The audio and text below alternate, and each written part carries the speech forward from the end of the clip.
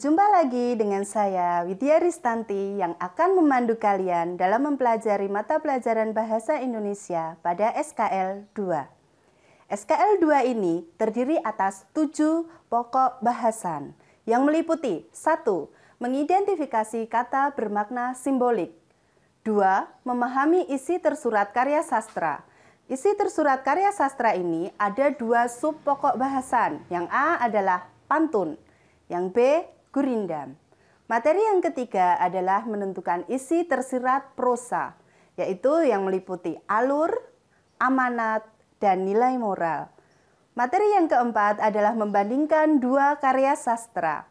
Selanjutnya, materi yang kelima adalah membuktikan simpulan dengan data pada karya sastra, yang meliputi watak tokoh, penggambaran watak tokoh, kemudian latar dan nilai cerita. Materi yang keenam adalah mengaitkan isi cerita dengan kehidupan saat ini. Adapun materi yang terakhir adalah menilai keunggulan dan kelemahan karya sastra yang meliputi resensi, kritik sastra, dan isai. Sekarang, mari kita lihat pada pembahasan soal pada SKL 2 berikut ini. Nah, kali ini kalian akan belajar mengidentifikasi persamaan kedua teks ya. Persamaan ini dilihat dari unsur intrinsiknya. Sekarang silahkan Anda baca kutipan 1. Teman-temannya senang mengolok-olok Joko. Mentang-mentang ia cuma anak pesuruh sekolah yang rumahnya di gang sempit. Sudah 10 tahun ibunya bekerja sebagai pembantu di sekolah ini. Untuk membantu ibunya, Joko harus membersihkan kelas setiap pagi, 1 jam sebelum pintu gerbang sekolah dibuka. Kutipan 2. Kalau beberapa tahun lalu Tuan datang ke kota kelahiranku dengan menumpang bus, Tuan akan berhenti di dekat pasar. Melangkahlah menyusuri jalan raya ke arah barat, maka kira-kira sekilometer dari pasar akan sampailah Tuan di jalan kampungku. Oh, ini berarti ada latar. Ini juga ada latar ya. Di sini ada latar. Latarnya di kelas. Ini di kampung ya. Berarti persamaannya ada di jawaban A, yaitu latar cerita.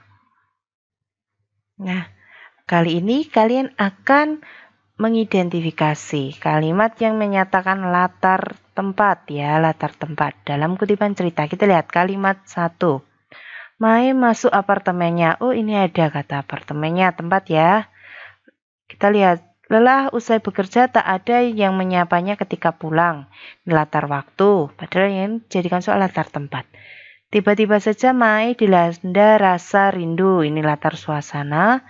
Dia ingin menggunakan laptop. Dia teringat barang itu belum disentuhnya sejak kemarin. Sejak kematian kakek Yoshinaga. Ini latar waktu. Perhatiannya tercurah pada tugas-tugas kuliah ke daerah nenek Osano dan Mio. Oke, berarti latar tempatnya jelas sekali. Ada di kalimat nomor 1. Itu jawaban A. Kali ini kalian akan belajar menentukan makna lambang di dalam karya sastra ya. Lambang itu bisa berupa, ya biasanya dalam karya sastra lambang itu berupa makna konotasi atau tidak sebenarnya. Nah, kita lihat di sini ada kata mercusuar. Mercusuar itu ada di kalimat nomor 1. Janji itu semacam mercusuar di pinggir kota Taiwan. Fungsi mercusuar itu untuk apa sih? Apakah untuk penyelamat? Bukan. Penghibur bukan. Penuntun bisa ya. Pengawas juga bukan. Pembawa juga bisa. Ya. Berarti jawabannya C. Mercusuar adalah penuntun. Kali ini kalian akan belajar menentukan maksud isi gurindam ya. Ini ya, gurindam kita baca. Marilah kita tekun menabung agar hidup kita tersambung. Oke, berarti apakah jawaban A? Jika uang tidak ditabung, pinjaman kepada orang lain tidak. Yang B, rajinlah menabung agar uang tidak terus-menerus digunakan untuk belanja. Agar kita tersambung. Ya, simpan dulu. Yang C, bila kita rajin menabung, uang tabungan tersebut akan digunakan untuk membantu orang lain. Oh, tidak. Yang D, bila rajin menabung, kita dapat terus menyambung tali silaturahmi agar hidup kita tersambung. Berarti hidupnya sendiri, D bukan. Yang E, rajinlah menabung agar kebutuhan hidup di masa yang akan datang terpenuhi. Oke, ini yang E, isi gurindamnya ada di jawaban E. Kali ini kalian akan menilai ya atau memberikan komentar berdasarkan keunggulan suatu karya sastra. Keunggulan ya, berarti kita bisa mengeliminasi jawaban ini. Cerpen tersebut menarik, oh ini keunggulan. Bahasanya mudah dipahami tetapi sayang, oh ini langsung salah ya karena ini kekurangan. Yang B, pengarang berhasil menghadirkan latar suasana, oh ini bisa. Yang D, pengarang menggunakan kata-kata yang biasa dijumpai sehari-hari sehingga dapat menghidupkan suasana cerita, bisa. Yang E, latar suasana dan latar waktu saling mendukung untuk menghadirkan cerita yang lebih menarik, ini bisa. Nah sekarang kita baca teks ini ya. Angin pergantian musim semakin kencang berembus, mengantarkan hawa dingin yang menembus ketebalan jaket yang kukenakan. Aku merasakan suasana malam ini tidak biasanya. Aku merasa ada yang aneh.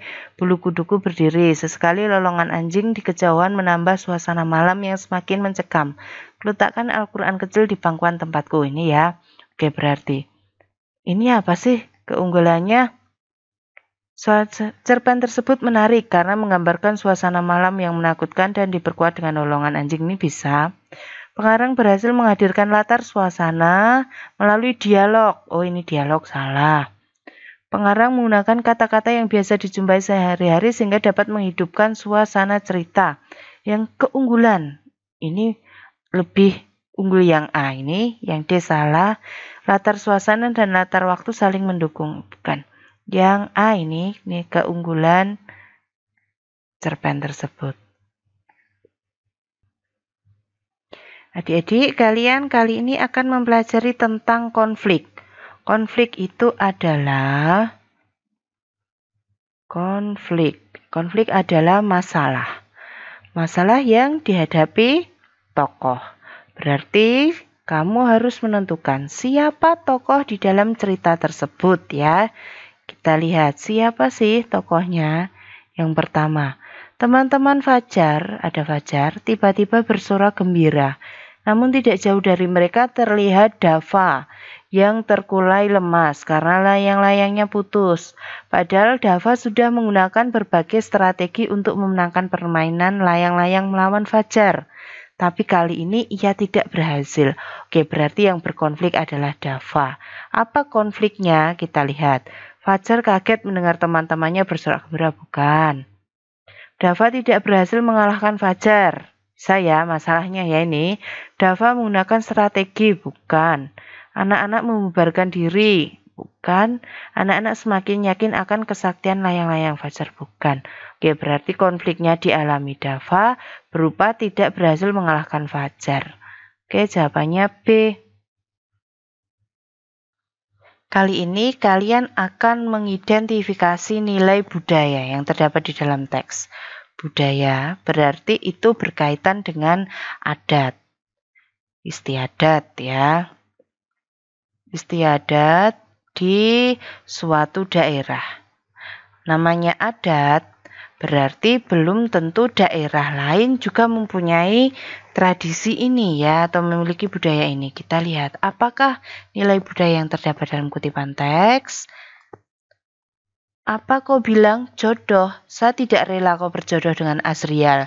Akan saya carikan kau jodoh yang lebih bermartabat. Apa dia salah kalau ayahnya hanya juru masak?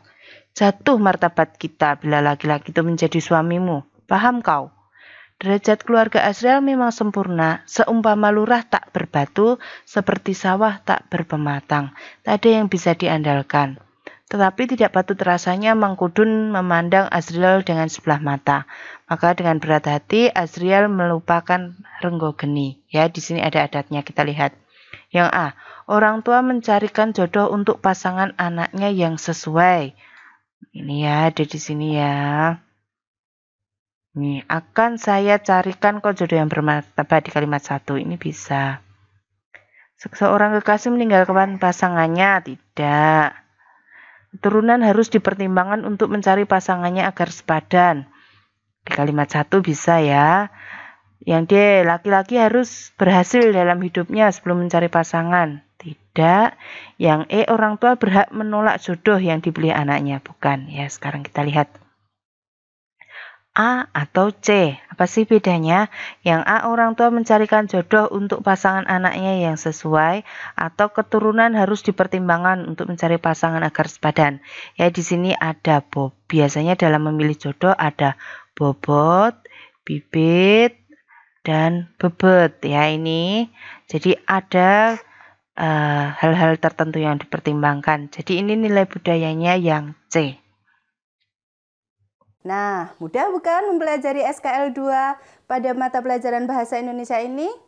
Kita akhiri ya pertemuan ini. Demikian tutorial SKL 2 kali ini. Sampai jumpa pada tutorial berikutnya. Sukses untuk kita semua.